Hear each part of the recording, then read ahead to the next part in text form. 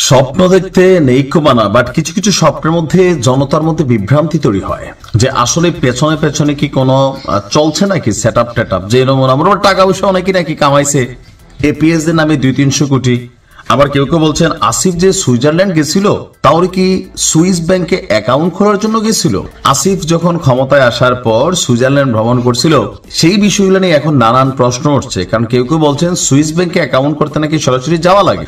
আবার জনাব তারেক এই যে গণ অধিকার পরিষদের সাবেক নেতা সে প্রশ্ন তুলেছে সুইজারল্যান্ডে আসিফ কেন গিয়েছিল, রাষ্ট্রীয় কোনো সফর ছিল। এখন এই এতগুলা কথা কখন আসলো যখন আমাদের ছাত্র উপদেষ্টারা নানান ধরনের মাঠ গরম করা বক্তব্য দিচ্ছেন। ইতিমধ্যে উপদেষ্টা আসিফের পিয়ন না মানে এপিএস সেই 300-400 কোটি টাকার 9-6 করছে এমন বক্তব্য দুদকের ইনভেস্টিগেশনের মাঝখানে কেউ কেউ বলছেন তো আসিফ কত কোটি কামাইছে তাইলে এটা কি সম্ভব যে আসিফ কিছু জানে না তার এপিএস 300 কোটি টাকা কামাইছে।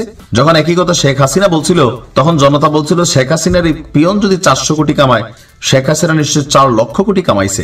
বাট আমাদের উপদেষ্টারা দুধের দোয়া তুলসী পাতা, তাদের চরিত্র অনেক ভালো, দুর্নীতির দও নাই, এটা আমরা বিশ্বাস করি। কিন্তু জনগণের একাংশ বিশ্বাস করতে চায় না ভাই লুটপাট যা করার কইরা ফেলতেছে। যাই হোক, আলোচনা হচ্ছে আমাদের ব্লুটুথ বা হাসনাত এবং সার্জিস মাঝে মাঝে আওয়াজ দিয়ে পুরো মাঠটা গরম রাখে। ডক্টর মোহাম্মদ ইউনূসকে কি একটা বার্তা টার্তা দেওয়া হচ্ছে?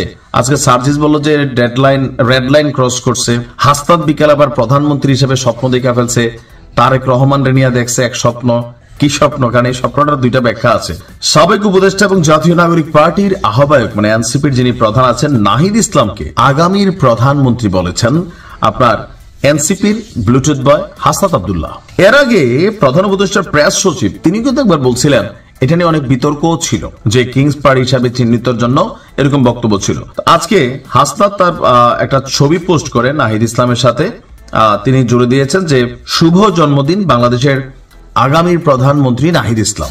মানে নাহিদের আজকে জন্মদিন ছিল, তো সেই জন্মদিন উপলক্ষে তিনি পোস্ট দিয়েছেন, কিন্তু মেনশন করছে কি আগামীর প্রধানমন্ত্রী। এর মাঝখানে আবার ভাই বিশ্বাস করেন কমেন্ট গুলোতে কেউ কেউ লিখছে খায়টায় নাকি কি খায় আমি জানি না, কেউ লিখছে হাসনাত কি সবজি খায়।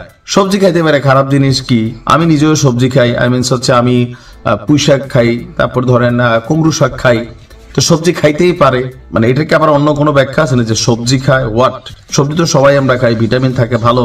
মানে এখন যে জেনজি বা গেনজি এরা নানান ভাবে নানান শব্দ ব্যবহার করে, কোনটার আবার মিনিংস কি জানি না।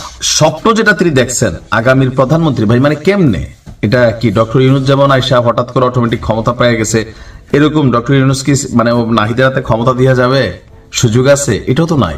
এনসিপি আগামী নির্বাচনে 10টা সিট পাবে কিনা আমরা এটা নিয়ে চ্যালেঞ্জ ছুড়ে দিচ্ছি, সন্দেহ পোষণ করছে। সেখানে প্রধানমন্ত্রী পদে কেমনে মানে কেমনে দেখছে? তো তারেক জিয়ারে কোথায় খুঁজে পাইছে? আমরা তো সবাই মোটামুটি কনফার্ম যে আগামী দিনের প্রধানমন্ত্রী জনাব তারেক রহমান অথবা বেগম খালেদা জিয়া। তবে তারেক রহমানের নামটা এখানে বারবার আসছে। নতুন নেতৃত্ব, ইয়াং বলতে উনি বয়স্ক, বাট তো সেখানে সার্জিস কি স্বপ্ন দেখছে যে তারেক রহমান ক্ষমতায় নাই, নাহিদ ইসলাম প্রধানমন্ত্রী? কেমনে ভাই? স্বপ্ন দেখাও স্কেল মানে এমন এমন অবশ্যই এদের অনেক স্বপ্ন পূরণ হয়ে গেছে, সেই জন্য আরো বৃহত্তর স্বপ্ন দেখে খারাপ না। তবে নাহিদ প্রধানমন্ত্রী হইলে এনসিপির জন্য অনেক ভালো, দেশের জন্য কি হবে জানি না, তবে দলের বাকিদের জন্য ভালো। মোটামুটি একটা ভাবসা আসবে শরীরে নাকি। তবে এই স্বপ্ন পূরণে তো কয় বছর লাগে সেটা জানি না। তবে একটা ব্যাখ্যা আছে আগামীর। অনেকে ভাবছে যে এই টার্মের কথাও সে বলে নাই, হইতে পারে 2 টার্ম 3 টার্ম 5 টার্ম 10টা বা বৃদ্ধ বয়সের আগ পর্যন্ত কোনো টার্ম, তাই না?